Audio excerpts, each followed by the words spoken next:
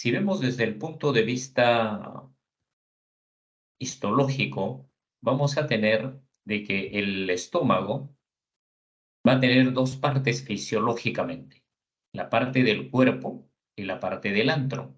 La parte del cuerpo se llama el área oxíntica porque produce ácido y la parte del antro es el área no oxíntica. El 75% es para el área oxíntica y el 25% es para el área del antro. De manera general, si tomamos una glándula del cuerpo, fundamentalmente, vamos a observar de que dentro de toda la estructura de la glándula gástrica está constituido por un conjunto de células. En la parte superficial, en la parte del ápice, podemos observar las células de revestimiento. Estas células de revestimiento se van a caracterizar porque van a secretar la mucina del 5-AC. Luego, en la región del istmo, vamos a identificar lo que vendrían a ser las células madres o indiferenciadas o las células progenitoras. Es a partir de esta zona del istmo el que se van a ir reemplazando las células de revestimiento y se van a ir reemplazando también las células de la profundidad de la glándula. Luego vamos a observar a las células del cuello, ¿no? Estas células del cuello son células mucosas que también van a elaborar un moco del tipo C6 con el componente TFF2. Y las células que hoy día nos traen a revisión son las células parietales o llamadas también células oxínticas, que lo característico es de que van a presentar a la bomba de protones o llamada también en la bomba de hidrógeno-potasio, ATPase. Luego, distribuidos en el resto de la glándula, van a estar las células D que van a secretar la somatostatina, las diversas células enterocromafines que vienen desde el punto de vista bioquímico de la histidina de carboxilasa. Luego vamos a tener a las células que van a estar produciendo la serotonina, otro tipo de variedad de células enterocromafines, ¿no? Las otras son semejantes a las enterocromafines. Y existen unas células, las llamadas células X, que ahora están bien identificadas, que es la fuente de producción de la grelina. Y las otras células del componente glandular son las células principales que van a estar secretando principalmente el pepsinógeno. Bien. No olvidemos que el estómago es un órgano endocrino. Revisando, las células G que están en el antro van a secretar la gastrina. Las células D que están tanto en el antro que están en el cuerpo, que van a secretar principalmente somatostatina, luego la amilina. Las células X, que ahora están muy bien ya identificadas, que son para la grelina, las diferentes variedades de células enterocromafines, que van a estar liberando el péptido natriurético auricular, la serotonina, la adrenomedulina. Todo esto es un basto de células que están siendo últimamente revisadas en cuanto se refiere al control de la secreción gástrica. Las glándulas gástricas van a renovar sus células y este proceso de renovación es bastante rápido en el tiempo. Si revisamos la mucosa gástrica, va a perder aproximadamente 30 millones de células por hora. Es decir, que aproximadamente casi toda la población peruana tendría que ser renovada en un solo día si constituiríamos parte de la mucosa gástrica. El epitelio de superficie entre 3 a 100 días, de 3 a 7 días, y el de las células glandulares puede ser entre 90 a 120 días, o sea, es en meses el que se va a realizar el recambio de las células de la profundidad. La célula que va a producir y secretar el ácido es esta célula, la célula parietal. Si vemos a esta célula parietal, característicamente nos ofrece una gran cantidad de mitocondrias y nos va a ofrecer en su citoplasma estas formaciones tubulovesiculares que cuando entra en actividad la célula parietal, esto se van a constituir y van a elongar estos canalículos biliares y estos repliegues. Entonces, acá vemos a una célula parietal en reposo. Cuando la célula parietal está secretando el ácido, como podemos observar en este caso, vemos cómo estas formaciones túbulo-vesiculares se han fusionado para formar unos canalículos, y estos canalículos pues, son bastante amplios si tenemos en consideración el tamaño de la célula. Entonces, estas formaciones que se han ido adhiriendo a estos canalículos vienen a constituir estructuralmente con la bomba de protones. Entonces, la bomba de hidrógeno, potasio, ATPasa. Entonces, en toda esta superficie que es muy amplia ahora, vamos a encontrar una gran cantidad de estas bombas que van a estar movilizando el ion hidrógeno hacia el lumen de la célula parietal. Ahora, si comparamos el ácido que está en la parte luminal contra el ácido que se está formando dentro de la célula parietal, vamos a tener una diferencia de concentración aproximadamente entre el medio interno y externo de 3 millones de veces. Y acá tenemos las concentraciones. Vemos la concentración dentro de la célula es de 4 por 10 a la menos 8 mol. En cambio, en la parte externa, la concentración de los iones hidrogeniones es del 0.1 molar. Entonces, esta secreción de ácido hace que la célula necesite una gran cantidad de energía. Y esta energía se lo proporcionan las cantidades de mitocondrias que poseen estas células parietales. La secreción del ácido en el lumen se va a formar el ácido clorhídrico. En condiciones basales hay una actividad constante de la anhidrasa carbónica. Esta anhidrasa carbónica, como bien sabemos, es universalmente un sistema enzimático muy activo que permite que al unirse el agua con el CO2 formen el ácido carbónico y esto al disociarse va a formar el bicarbonato y el ion hidrógeno.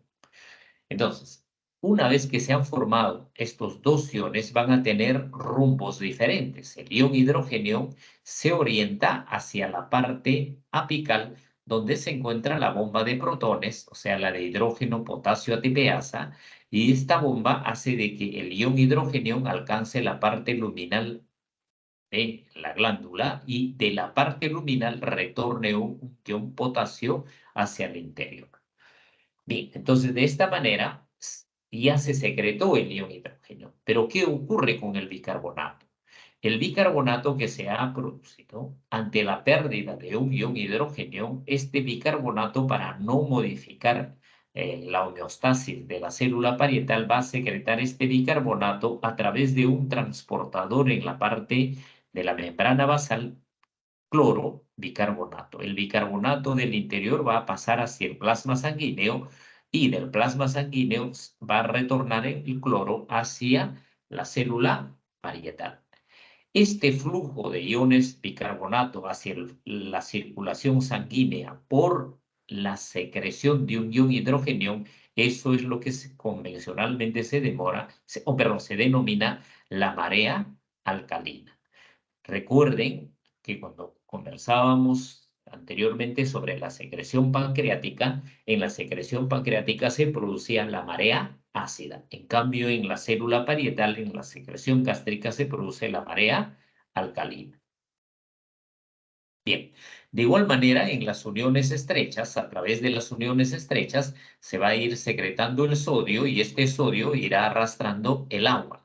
Por tanto, ya en la parte luminal tendremos sodio, tendremos cloro, tendremos ion hidrógeno y también tendremos el potasio. La célula parietal puede modificar la velocidad de secreción. Puede acelerar o se puede bloquear en diferentes lugares.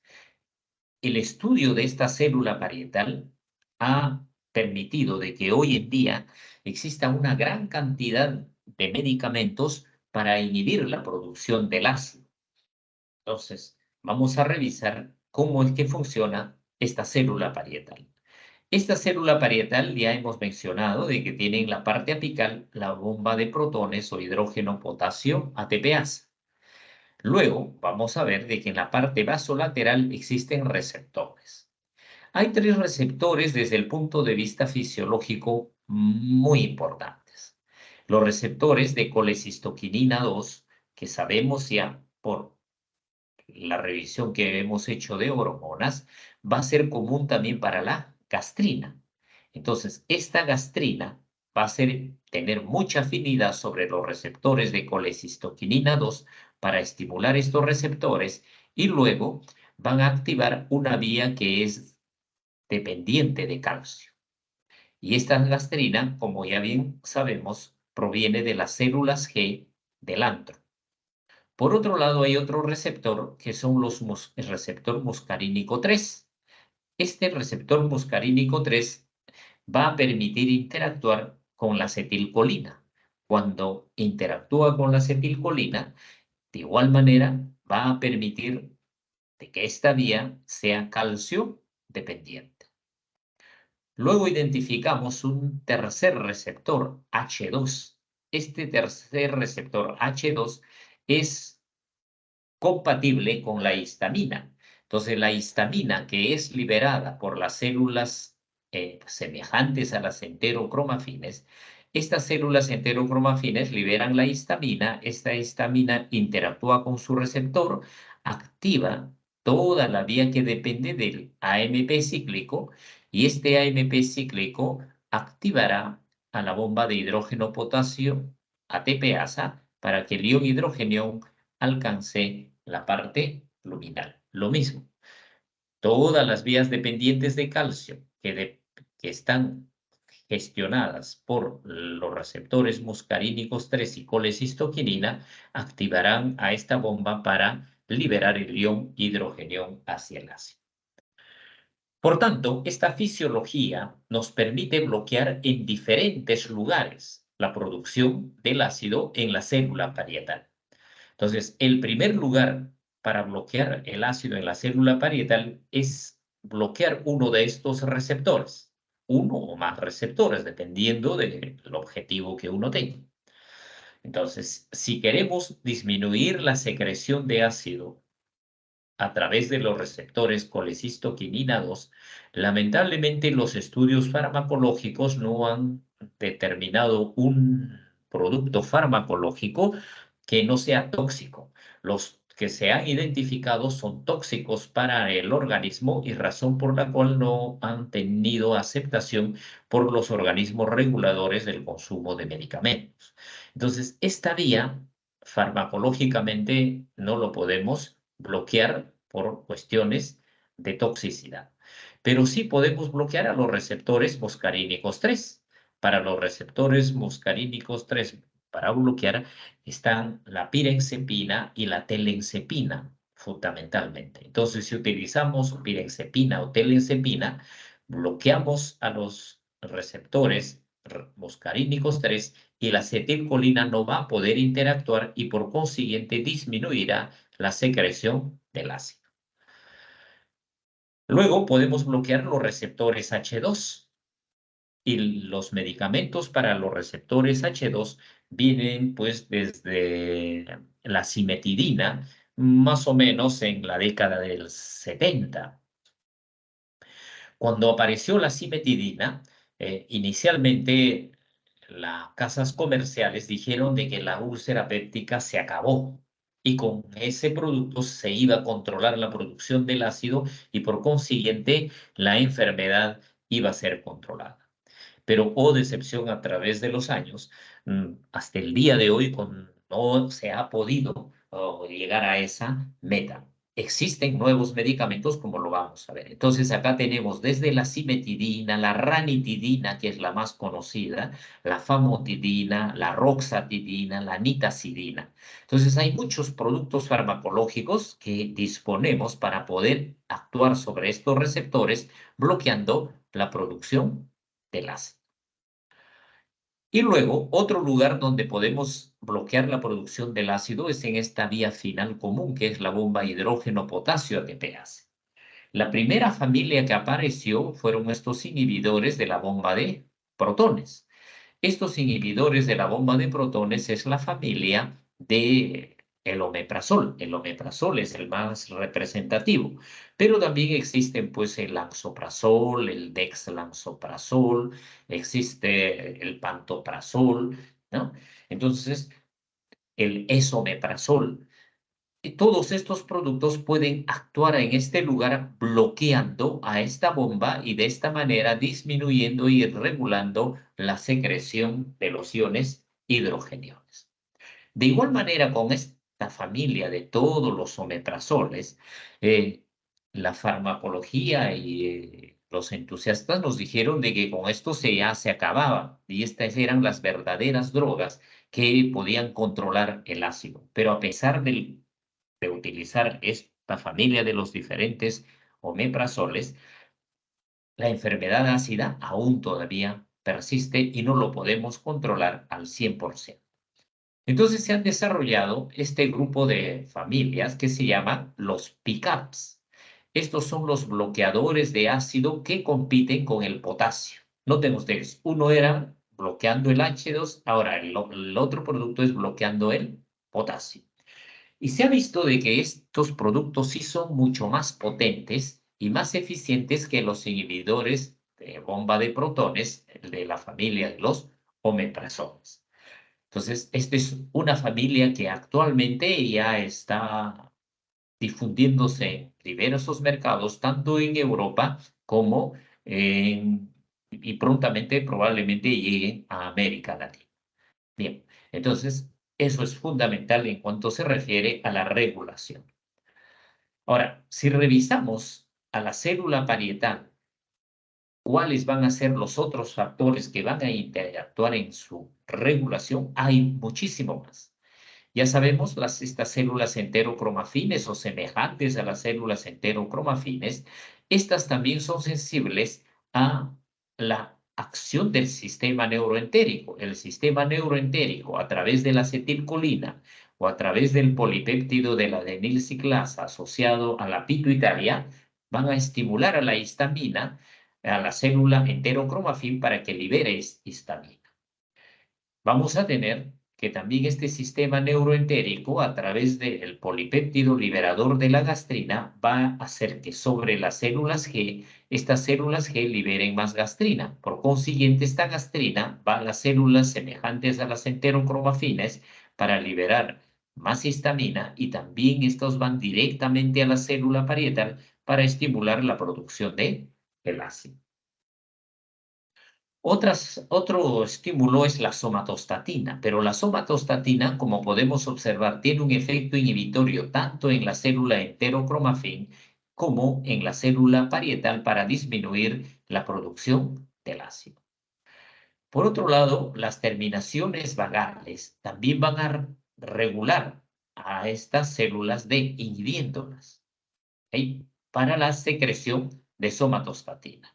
Pero este estímulo vagal, si interactúa con el sistema neuroentérico y a través del sistema neuroentérico nuevamente se libera la acetilcolina, esta acetilcolina también va a interactuar estimulando la producción de ácido.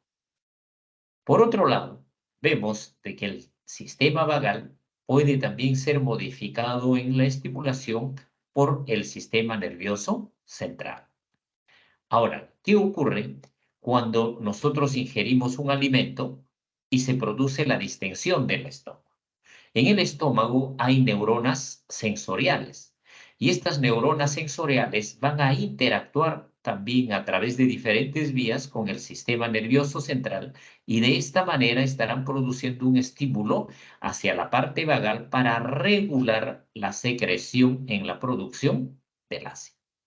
Pero estas neuronas sensoriales van a liberar el polipéptido relacionado al gen de la calcitonina. Y este polipéptido relacionado al gen de la calcitonina va a ser un estímulo directo sobre las células X para que se pueda liberar mayor cantidad de grelina. Ahora, la grelina que se está liberando desde las células X también va a interactuar con las neuronas del sistema neuroentérico. Y estas neuronas del sistema neuroentérico van a liberar acetilcolina también para estimular la producción de el ácido. Como podemos ver, son diferentes vías, diferentes interacciones con células, con terminaciones nerviosas del sistema neuroentérico y del sistema vagal que van a estar modulando la producción de los iones hidrogeniados. Y por último, se ha descubierto actualmente de que la propia célula parietal va a secretar esta sustancia, la apelina, y esta apelina, como son células proximales, van a inhibir a la célula enterocromafil para que no libere histamina. Entonces hay una interacción también directa entre la célula parietal y la histamina sin mediar ninguna terminación nerviosa ni otra hormona que sea diferente a esta sustancia, a la apelina. Bien. Si revisamos con mayor acuciosidad a esta célula parietal, ya sabemos que tiene receptores muscarínicos 3, receptores de colecistoquinina 2, para la histamina, ¿sí? Y ya sabemos las vías, cuáles son AMP cíclico dependientes, cuáles son calcio dependientes. Sabemos ya la interacción que hay entre las células enterocromafines y la célula parietal. Entonces, ¿qué ocurre con esta misma célula enterocromafín? Ya hemos dicho, entre la célula parietal y la célula enterocromafín, estos se van a estar modulando a través de la apelina.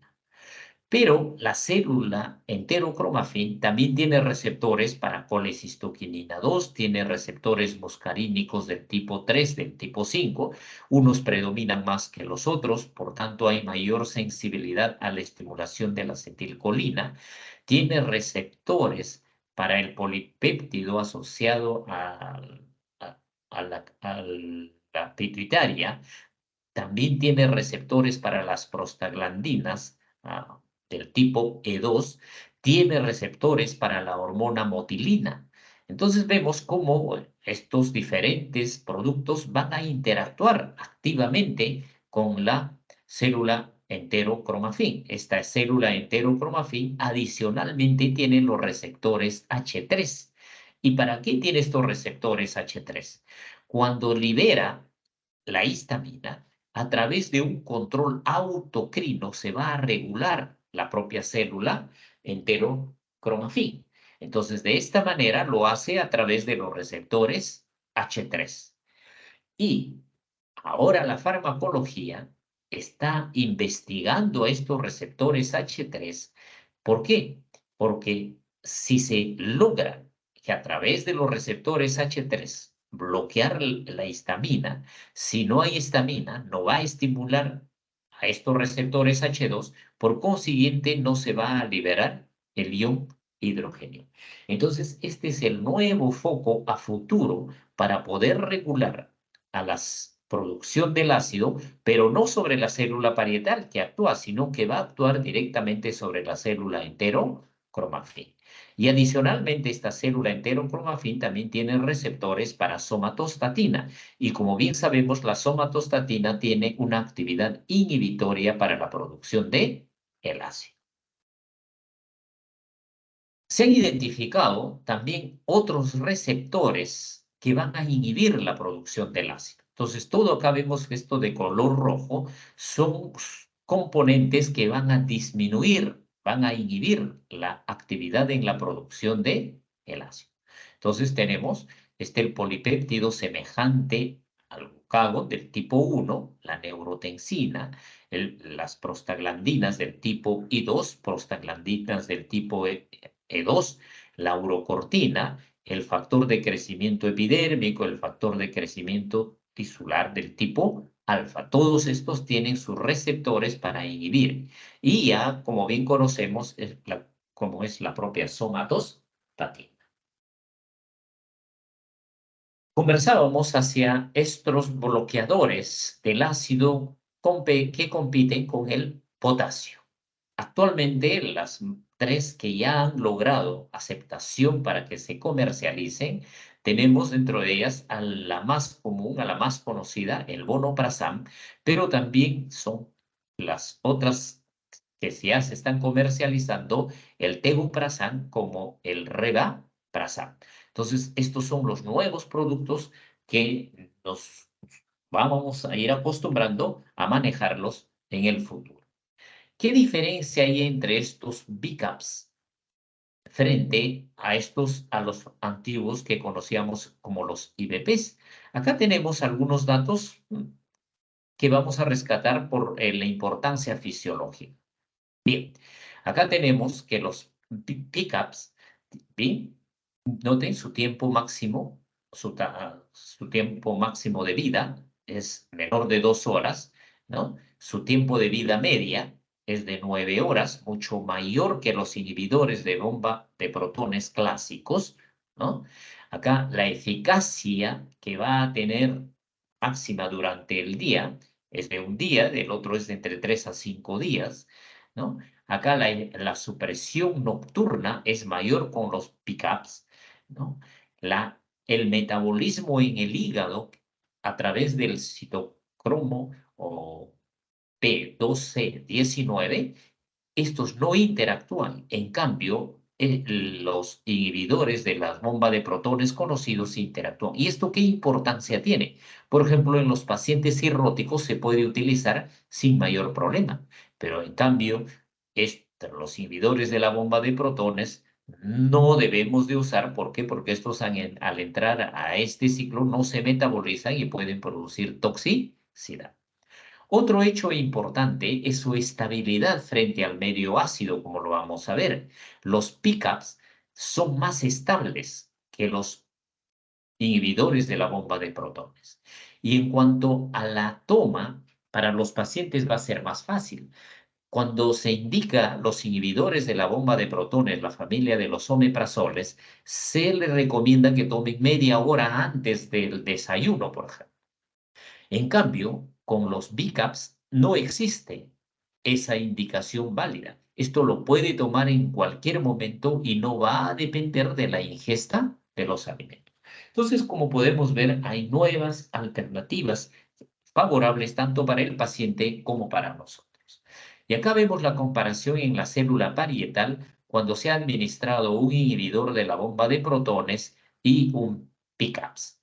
Acá podemos comparar fácilmente que los inhibidores de la bomba de protones, si tienen una actividad de 1000 veces acá, pueden observar que los PCAPs tienen 100.000 veces mayor actividad. Y ven ustedes acá, mayor, estas lo que representan en el gráfico. Acá hay mayor población de los pickups en el medio ácido para actuar sobre la célula parietal. En cambio, observen los inhibidores de la bomba de protones, ya muchos están inactivos y quedan muy pocos para interactuar con la bomba hidrógeno-potasio ATPase. Entonces, esa es la otra ventaja que tienen los pickups sobre los inhibidores de las bombas de protones clásicos. Ahora, ¿cómo se regula la secreción del ácido? El ácido se va a regular por fases. Tenemos la fase cefálica, que va a ser responsable más o menos del 30% de la secreción de ácido. Entonces, acá vemos de que ¿cómo se va a realizar este control? Este control se va a realizar a través del estímulo sensorial. Ven ustedes, el estímulo sensorial puede ser a través del sabor, del olor, la sensación táctil, el pensamiento. Todos estos van a actuar sobre sus receptores correspondientes. Estos van hacia la médula oblonga. La médula oblonga, a través del nervio vago, va a interactuar con las células G y estas van a liberar a la gastrina. Y esta gastrina, por circulación sanguínea, irá a la región oxíntica, produciendo mayor cantidad de ácido. En la fase cefálica se ha demostrado que hay otros productos que también pueden estar regulando, y en este caso van a tener un mecanismo inhibitorio de la secreción ácida en la fase cefálica, como viene a ser la interleuquina 1, las prostaglandinas, el factor estimulante de la corticotrofina. Estos son entonces factores que van a inhibir en la fase cefálica. Llegamos a la fase gástrica.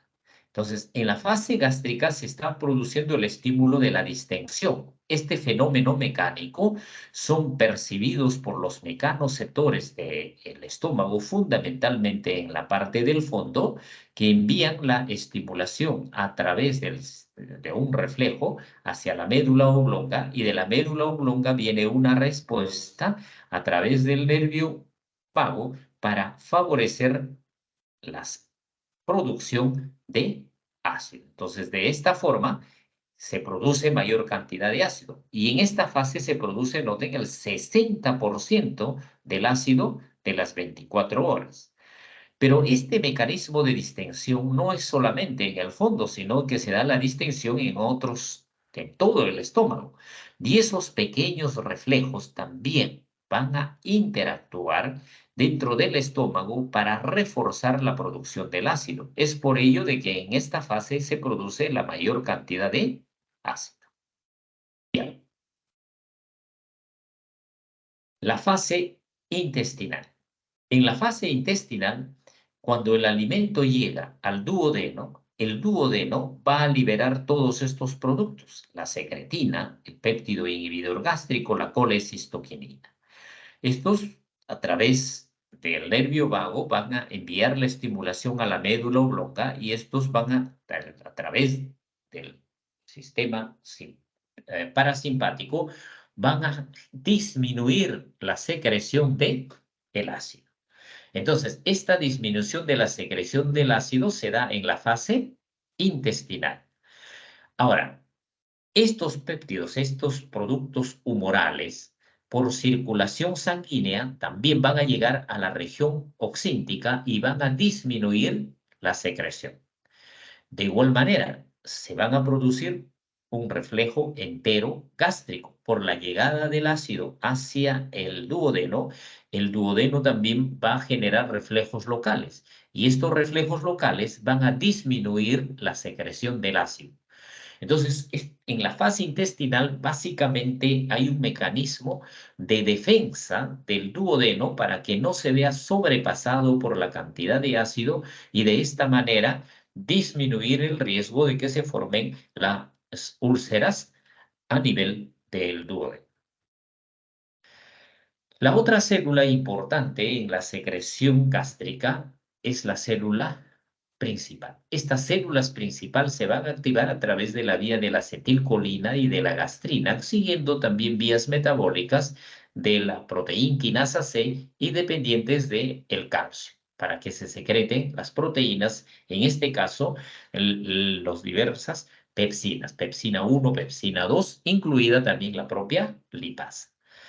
Ahora, esta célula principal también tiene receptores muy parecidos al de la célula parietal. Tiene receptores para gastrina, tiene receptores para acetilcolina del tipo muscarínico, tiene receptores para somatostatina y adicionalmente tienen receptores para secretina. Entonces, si interactúan la colecistoquinina y la acetilcolina, en este caso, van a movilizar todo el sistema de trifosfato de inositol. Esto va a liberar el calcio. Este calcio, como ya bien sabemos, si va con el diacildglicéridos, van a activar a la proteína quinasa C y se van a liberar las enzimas.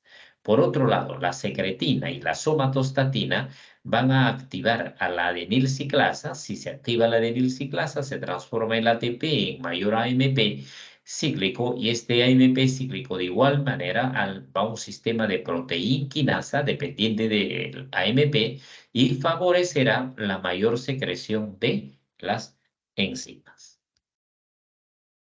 El pepsinógeno 1 y el pepsinógeno 2, que son las pepsinas más importantes desde el punto de vista fisiológico, tienen algunas características adicionales. Acá tenemos que el pepsinógeno tipo 1 tiene 5 isotipos, de los cuales el más abundante es el del tipo 3. Y estos adicionalmente se pueden detectar en sangre y se pueden detectar en orina. Y recordemos que el pepsinógeno 1 es producido principalmente en el cuerpo. Y el pepsinógeno 2 solo tiene 2 isotipos, el tipo 6 y el tipo 7, ¿no? Y constituyen más o menos el 20% del total del jugo gástrico. También se detectan en sangre y se pueden detectar también en el semen. Y este pepsinógeno 2 se produce tanto en el fondo como en el antro. ¿De qué otra forma se va a regular la producción de ácido? ¿Cómo se produce el ácido en 24 horas de forma basal? En este gráfico vamos a ver la secreción basal en 24 horas. El experimento va de 8 de la mañana hasta las 8 del día siguiente. Entonces vemos en sangre se van midiendo, en este caso, la gastrina plasmática y en la parte inferior se va midiendo la producción de el ácido. Entonces vemos que la producción del ácido en la parte inferior tiene de esta curva en 24 horas y podemos fácilmente advertir de que el mayor pico está alrededor de la medianoche. Por tanto, nosotros producimos más ácido en la medianoche que durante el día y alrededor de las 8 de la mañana los picos tienden a ser más bajos. Pero ¿qué ocurre con la gastrina que se libera? Vemos de que en 24 horas hace estas ondas la gastrina. Por tanto, esto es diferente a la curva de la producción de ácido. Entonces no hay dependencia. Por tanto, se concluye de que en la secreción basal de ácido, la gastrina plasmática no tiene una regulación significativa, sino que esto depende de otros factores. Viene la pregunta, entonces, ¿por qué se habla tanto de la gastrina si no regula la secreción de ácido? La importancia de la gastrina es cuando se ingiere un alimento. Y acá podemos observar. Acá se va a medir la secreción ácida, vemos, y en la parte inferior se está midiendo la gastrina sérica en el plasma sanguíneo. Este es el periodo previo, previo al experimento, tanto de gastrina como del ácido, y en este momento se le da una alimentación ficticia. Entonces, desde ese momento comienza a medirse en el plasma sanguíneo la gastrina por 60 minutos y se va midiendo la producción de ácido también en ese mismo periodo de tiempo. Ahora, si comparamos la curva de producción de ácido con la curva que hace la gastrina en el suero, acá sí podemos encontrar una interrelación. Vemos que después del estímulo, ambos comienzan a elevarse. Tanto la gastrina como el ácido alcanzan un pico máximo y luego de ese pico máximo comienzan a descender progresivamente. Y esto también ocurre con la producción del ácido. Esto sí nos permite afirmar de que hay una reacción directa entre los niveles séricos de la gastrina con la producción del ácido después de la ingesta de un alimento. ¿Cuál es la producción de ácido basal y cuál es la producción de ácido máximo? Medidos en 1000 equivalentes por hora. En condiciones normales, la producción de ácido basal es de 1 a 5000 equivalentes por hora y la máxima de 6 a 40.000 equivalentes por hora. Bien, esto puede variar en determinadas patologías, como es la úlcera péptica, como es la anemia perniciosa, la úlcera duodenal o en el síndrome de Zollinger-Ellison. Entonces, estas mediciones nos pueden ayudar a orientar nuestro diagnóstico e incluso hacer el seguimiento. Entonces, esta producción del débito tiene esta fórmula, ¿no? La producción del jugo gástrico horaria multiplicada por la concentración del ion hidrógeno. Y esto nos da la producción, el débito de producción del ácido. Si analizamos el jugo gástrico, vamos a encontrar de que solamente los sólidos es el 0,55% y agua es el 99,45%. Los otros componentes, tanto orgánicos como inorgánicos, acá los tenemos. ¿Okay? Dentro de los orgánicos están los pepsinógenos, desde el tipo 1 hasta el tipo 3, las mucinas, la ureasa, la gelatinasa, la catepsina, la renina, el factor intrínseco de la vitamina B12 y las lisocimas.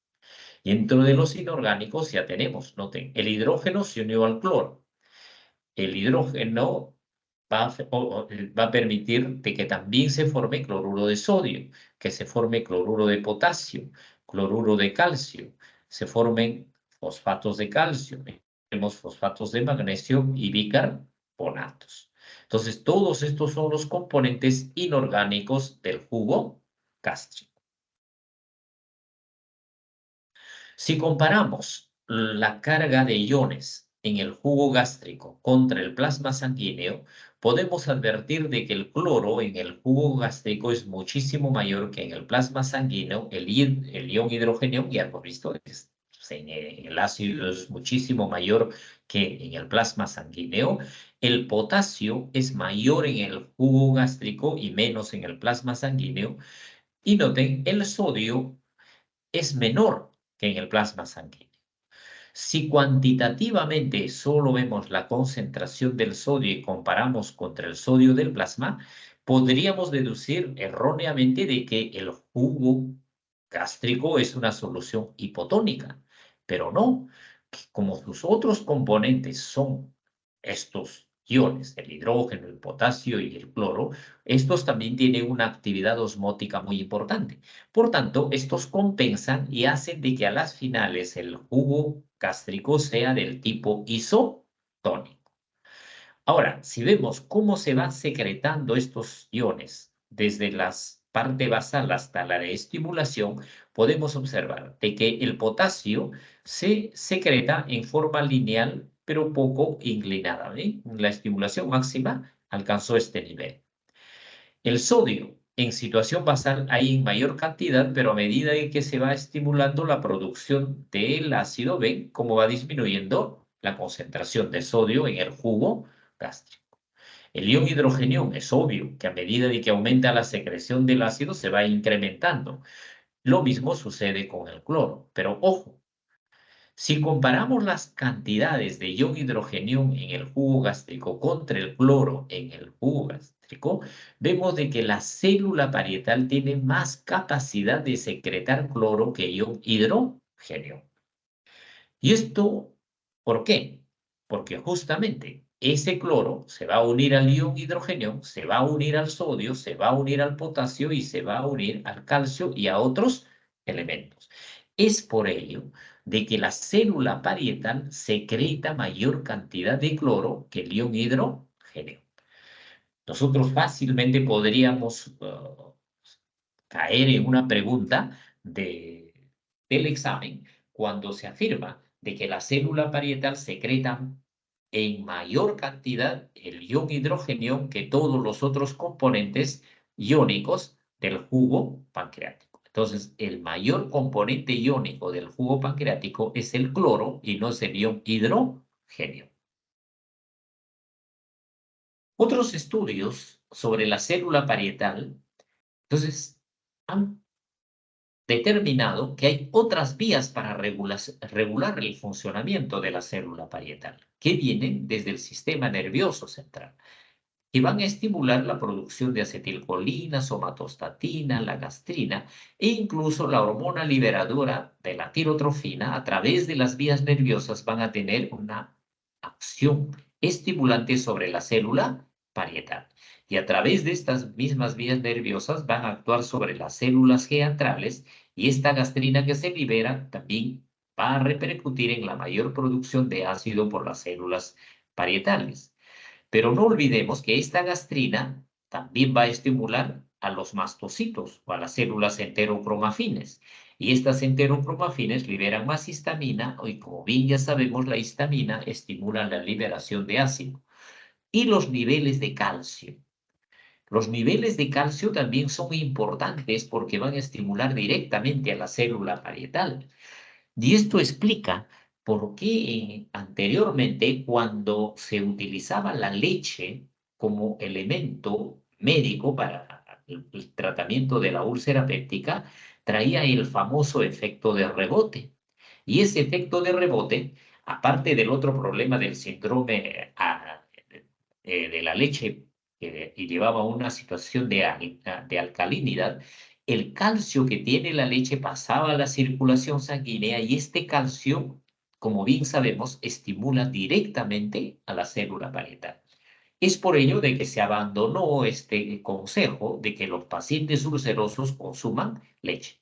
Si ustedes consultan a la abuelita, ah, vean como que la abuelita todavía tiene ese concepto de que alguien si tiene gastritis, tiene úlcera, que tome la leche, lo cual pues ya hoy día no tiene ningún asidero científico.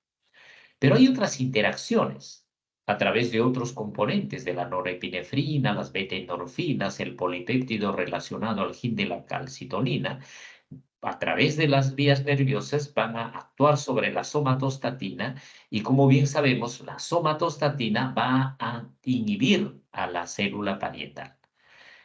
Y también los alimentos que llegan al duodeno, ya hemos visto, a través del polipéptido estimulante liberador de la gastrina a través de la bombecina, estos van a estimular a la célula somatostatina para que libere más somatostatina y se inhiba a la célula parietal en la producción del ácido. Y estos alimentos que se han liberado van a estimular la liberación de secretina, la neurotensina y el polipéptido y que también van a contribuir a inhibir a esta célula parietal.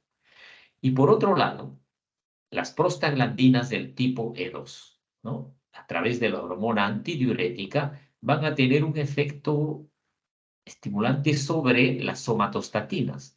Esto no está bien determinado, pero son vías que se ha visto cómo la somatostatina va a responder a esta hormona antidiurética y también cómo va a responder a los productos de las glándulas adrenales y a la estimulación simpática. Siempre y cuando esta estimulación simpática sea a través de la bombecina o el polipéptido liberador de la gastrina. Entonces vemos que hay estímulos que van a inhibir a la célula parietal muy diferentes a los que hemos mencionado y como también van a existir estímulos muy diferentes a los receptores que tiene la propia célula parietal para facilitar su funcionamiento.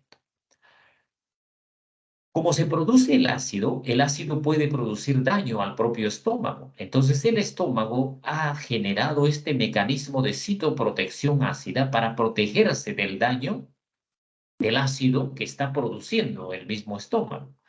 No olvidemos de que el pH en el antro, cuando está entre 1.5 y 1.2, es un nivel fisiológico muy importante porque en este nivel ya comienzan a regularse la inhibición propia de la producción de ácido. Entonces, un mecanismo importante de regulación del ácido es cuando el pH está alrededor de 1.5, de 2, hay una disminución en la producción del ácido. Pero, ¿cuáles son los componentes de la citoprotección?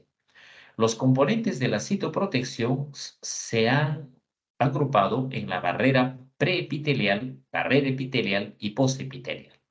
En la preepitelial está el moco soluble, el moco insoluble y el bicarbonato, que lo vamos a revisar un poco más. Acá tenemos, ¿ven?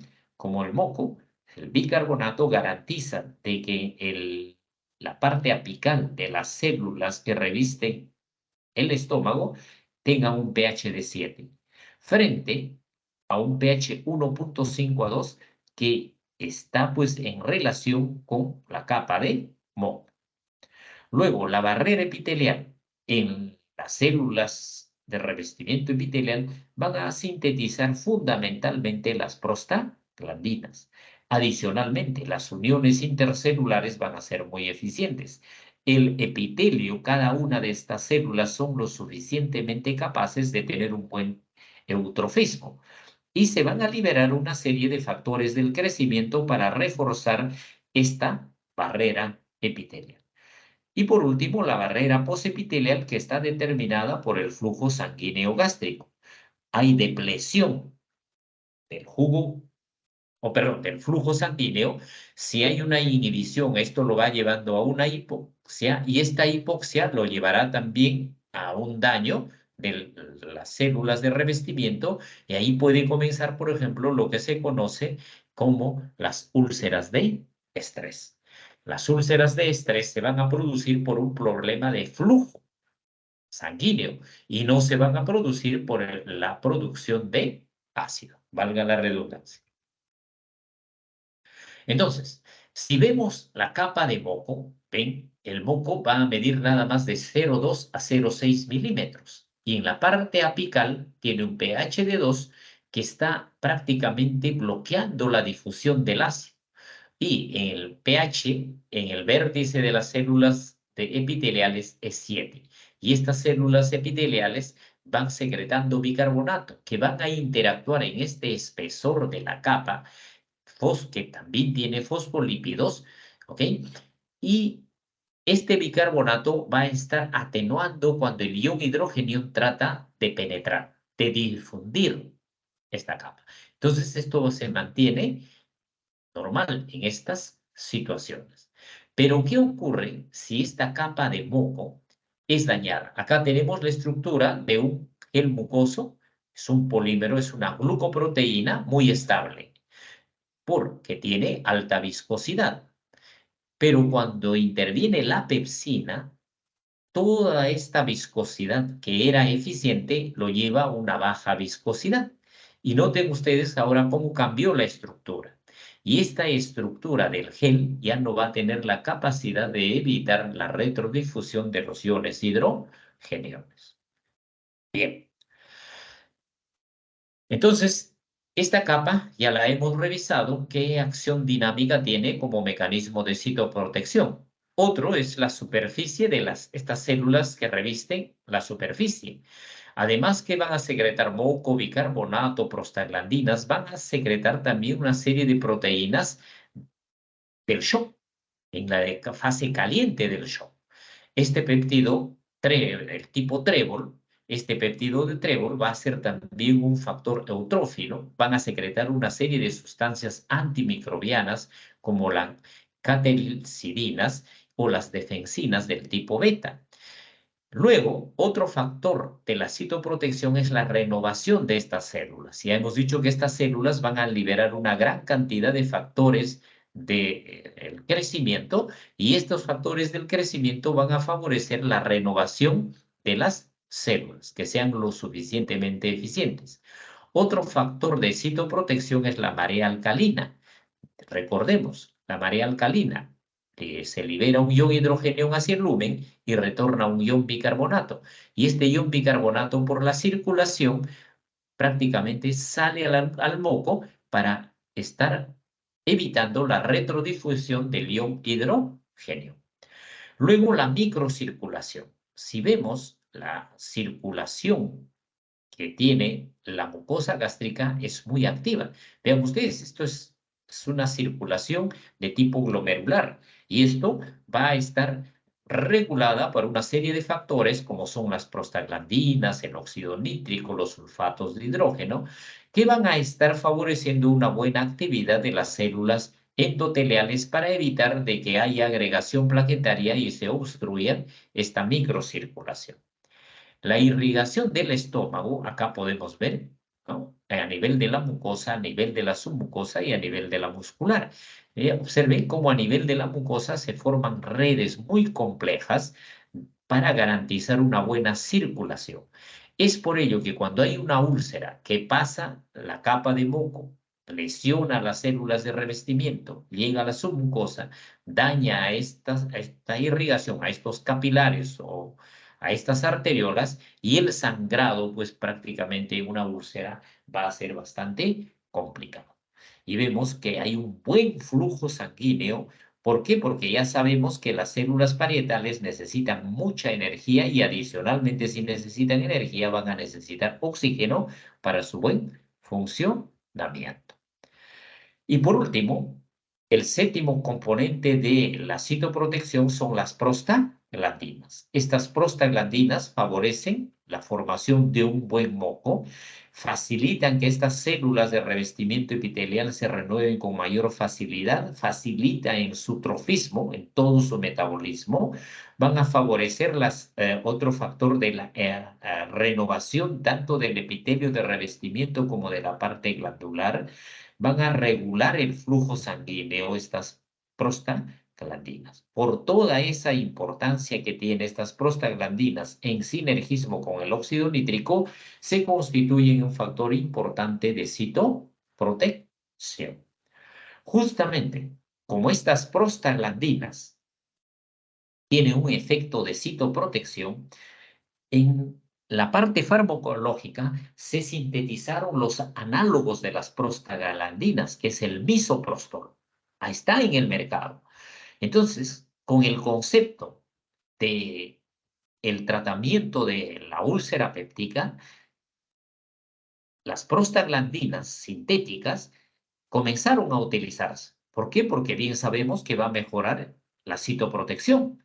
Entonces el concepto era, si con los inhibidores de la bomba de protones disminuimos el ácido y con las prostaglandinas mejoramos la citoprotección, más rápidamente vamos a mejorar la cicatrización de las úlceras.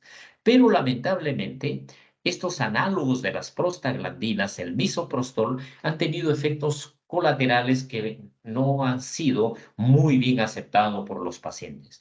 Mucho dolor de cabeza, náuseas, vómitos, diarreas eran las complicaciones muy comunes cuando se utilizaban estos análogos de las prostaglandinas. Y estas prostaglandinas hoy en día han terminado más bien en ginecología. Y los ginecólogos lo utilizan mucho pues para el inicio, por ejemplo, de la fase de el parto, ¿no? Y bueno, también existe de que estas prostaglandinas se están utilizando en muchos casos inadecuadamente como abortivos y se alejaron pues de su deseo primigenio, ¿no? De que estas prostaglandinas sean muy útiles para favorecer la citoprotección del estómago. Y por último, se está estudiando la capsaicina. La capsaicina es una sustancia que está en todas las especies, principalmente en los ajíes, ¿no? Entonces, esta capsaicina ha sido muy polémica en cuanto se refiere a la dieta, por ejemplo, en los pacientes ulcerosos o con gastritis. Anteriormente se les decía, no consuman ají porque el ají les va a agravar la gastritis o les va a agravar el problema de la úlcera péptica. Pero los estudios que se están haciendo con capsaicina, acá vemos en cuanto a la producción de ácido. Vemos acá el débito ácido basal que se está midiendo, ¿no? Desde 0 hasta 1.4, se está midiendo en cuanto a la dosis de capsaicina. Entonces, en este estudio se va agregando mayor cantidad de capsaicina, más dosis de capsaicina, ¿y qué se obtiene? Noten con dosis bajas de capsaicina, esta es la producción del débito ácido basal. Pero cuando se incrementa los niveles de capsaicina, ¿cómo disminuye el débito ácido basal? Entonces, todo esto ya es la farmacología. Está estudiando para poder utilizar en un determinado ya momento a la capsaicina como un elemento de citoprotección. Va a proteger al nuestro estómago disminuyendo el débito ácido basal. Entonces, esto es un estudio muy interesante que muy probablemente ya ustedes cuando sean médicos van a estar utilizando la capsaicina para regular y modular el problema de la gastritis y de la úlcera péptica. Bien, con esto, mis gracias a ustedes por su atención. Quedan abiertas las preguntas, señores alumnos. ¿Preguntas? Doctor, entonces Adelante. no hay ahorita por así decirse, medicamentos que se sinergicen o que trabajen, o coadyuvantes que ayuden a inhibir por completo el ácido gástrico. Bien, Carlos.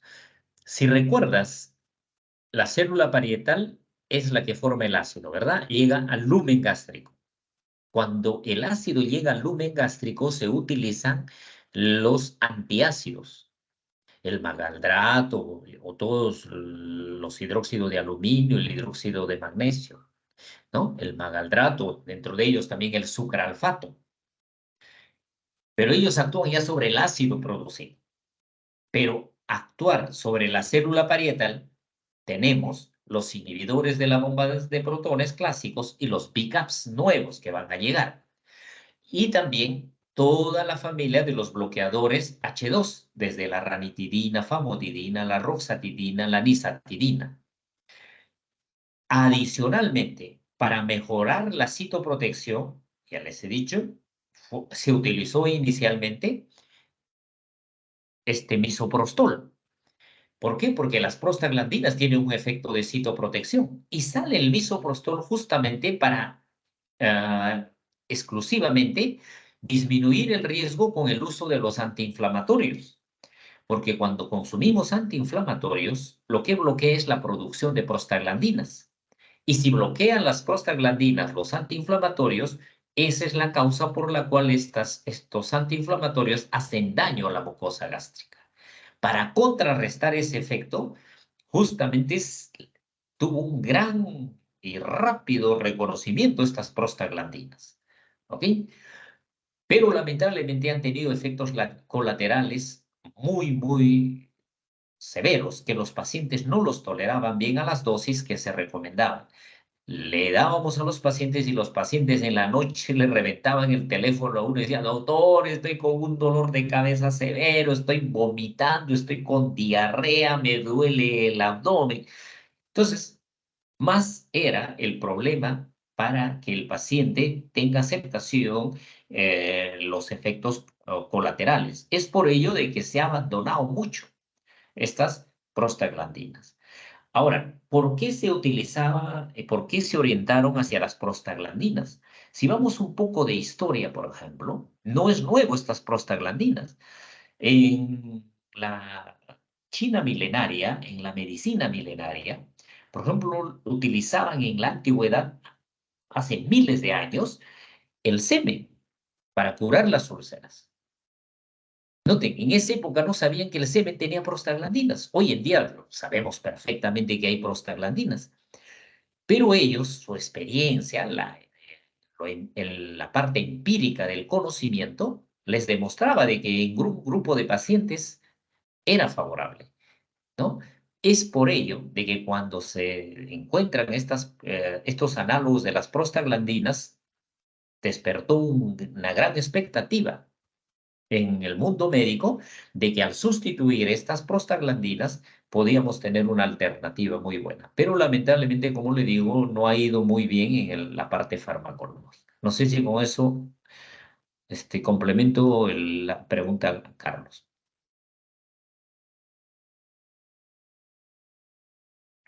Sí, doc. Bien, gracias Henry por los aplausos. Bien, ¿alguna otra pregunta?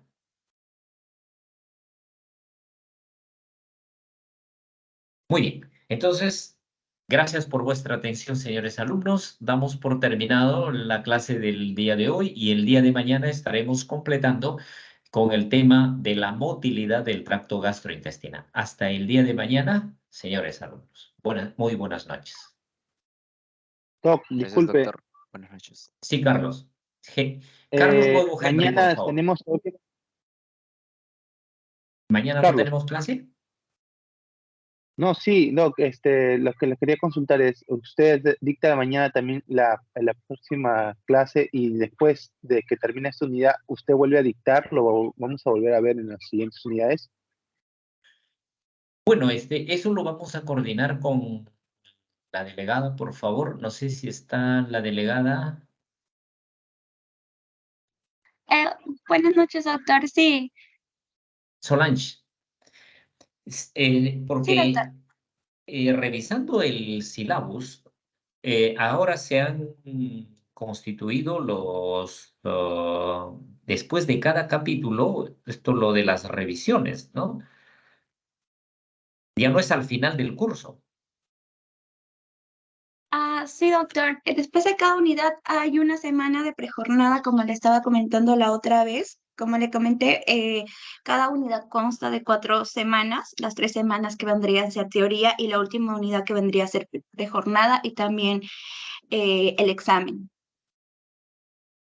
Bueno, ha habido un cambio en relación al año pasado, ¿no? Entonces, para calendarizar, por favor, Solange, el día de mañana nos estamos comunicando por el interno a través del correo, ya para poner fechas a esto, los seminarios y todo lo demás. Y adicionalmente, las prácticas, no sé si conversaron con el doctor Gallardo. Sí, doctor, sí me comuniqué con el doctor Gallardo, pero nos comunicó que no iba a poder realizar las prácticas de manera general. Sí, lamentablemente toda la logística no nos ayuda. Para compensar el que no vamos a realizar la parte de práctica, le voy a enviar un video de la Universidad Autónoma que ellos sintetizaron y lo grabaron muy bien, esto lo de la estimulación del músculo. Bien, entonces para que le haga llegar a sus compañeros, le voy a enviar este video y lo puedan observar ustedes y lo puedan revisar, ¿ok? Para reforzar la parte de la motilidad, ya que no podemos hacer las prácticas ya es que es conocida las causas, está de más decidir y hablar de lo negativo, ¿no? Veamos las alternativas.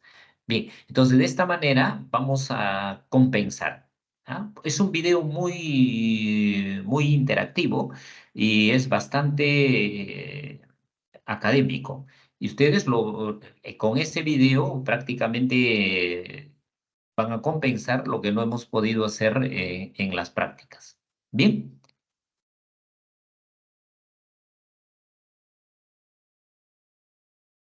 Ok, doctor. Bien, Matías. Ya, entonces Solange, mañana estamos por el interno y yo se lo estoy enviando para que le haga llegar a todos sus compañeros. Bien, buenas noches, señores alumnos y alumnas, hasta el día de mañana. Bien, Solange, le estoy enviando los videos. Los PPT se lo Gracias estoy positivas. enviando Sí, más tarde. Sí, más tarde se lo estoy enviando, por favor. Bien, ya, doctor. gracias. Muy Así, buenas muchas noches con gracias. todos. Buenas noches. Gracias, Solange.